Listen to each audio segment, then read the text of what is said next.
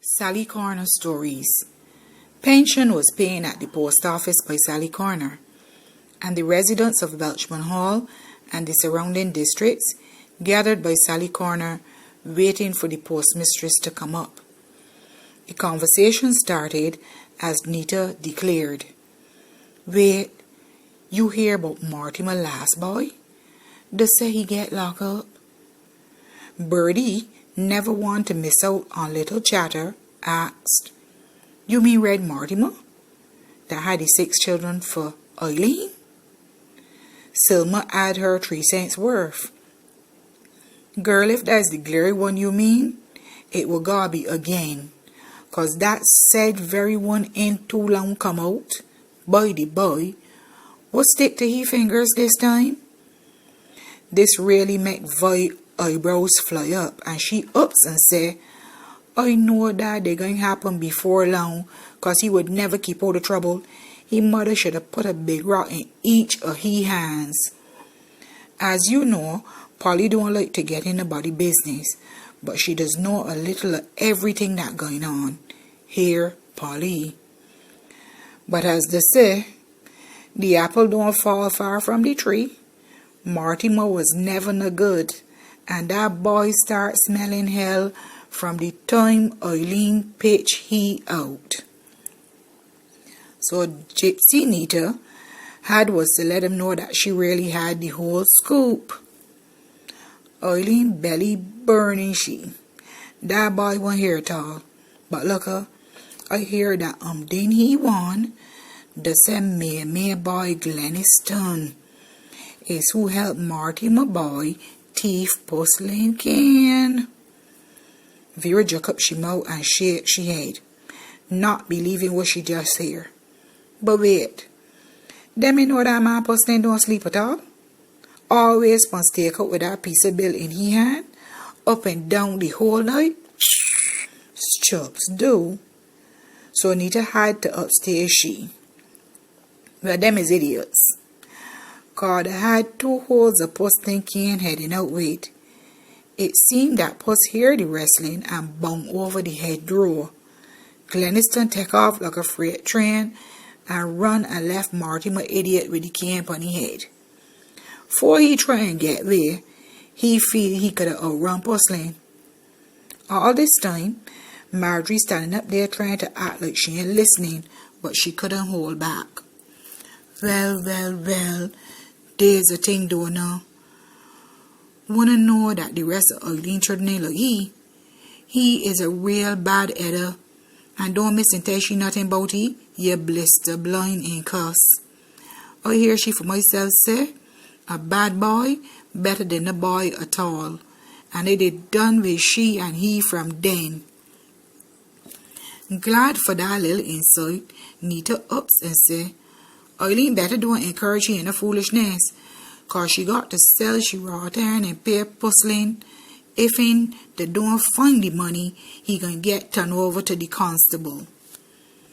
Albert, propping on the guava stick, shift from off his bad knee and says to Nita, "Your child, from the first time my eyes catch he, I said that he they gonna be a jailbird. But look him across his door now. Hey, my words ain't drop. Mortimer must see holy belly and ball. Lord have his mercy." When Polly heard what Albert said, she had to chime in. Eileen had a soft spot for he 'cause the rest of the children they read like Mortimer. But the last boy was a little darky in the crowd. Mortimer mother and them tell he that sonny boy from down in the coal hole used to come through the line and go in at he when he was cutting cane in the lower ground. Them convinced Mortimer that the boy was a ready-made jacket. That little news was right up Nita's street. Here she cackled out, "Murder! You mean that little black boy ain't belong to Mortimer after all? She give Marty a ready-made jacket? Look him across his door now." Selma they playing quiet, but she listening to every word. "Girl, what is you saying? You really taking a 6 for a 9?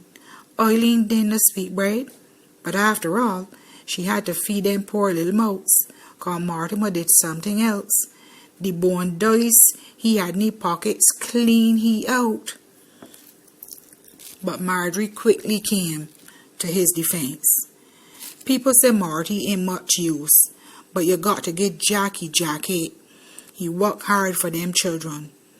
I ain't care what nobody say. That last boy ain't got no money. All the rest went school barefoot, and the first set had to walk in the field so he could go to high school. I hear the real bright too. I know where breadfruit sing low. Eileen could cuss me all she liked, but you mean to tell me that all he could do is become a fingersmith? Look her, I know he grammar must be rolling in she grave. Lord bless his soul. Marjorie jerked up she mouth and start mumbling to herself about the things she planned to do when she collect the little pension. I'm going back home and cook the rice. Boysy give me a half ripe breadfruit, and I'm going to cook some breadfruit and rice tomorrow with a little saltfish sauce. Had he leaning close to Marjorie and whisper, "Well, gal, you know all that going on? Well, loss." Now Birdie they get a little scotch on the bridge there by Sally Corner, and the little caramel pap she drink before she left home, they gain she niggeritis. So she was in she own little world. So nobody didn't really pay she no mind. Went out of the blue, she said, "But wait, all I does ever call he is Eileen Blackbird. We name though. He got a real name at all? Hey, I wonder if Marty know that he ain't his. Matter of a factly, Polly tell them straight. Well, all them things add up. So that boy always had a chip on his shoulder. Every day somebody in Welchman had to lay a complaint for that boy. Breaking cane, thieving mango, taking up people's eggs, anything you could think about. Marty and Eileen boy does do. And Eileen only response is boys will be boys, and a bad boy better than the boy. All this time, nobody ain't noticed that Nita eased way and went at Miss Alma's window to use the phone, till she stepped back close and said, "Look her, I had was to make a couple phone calls to get to the bottom of this story. You ain't know, Sonny from down in Coal Hole is Alma's keep son. And Eileen's father is Alma's keep brother Dolphus. So that boy can't be no better, 'cause his father Sonny is his cousin. And he mother Eileen is really cousin too. Enough dumplings down in that stew. Murder. Somebody help me do." Polly saw the postmistress car, so she started drawing a little closer to the door.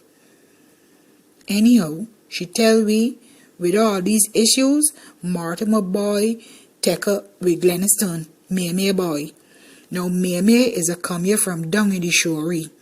She and she threatened to move up to Welchman Hall living at that man fried soup. Them two boys turn out to be one pot of pumpkin, and if you stand too long, they will thief you. They're so slick that nobody ain't know that them is the thief, and they can't catch them. Well, every day got to end, and they should have sipped Pusslyn can and left them. Sally Corner Stories. Pension.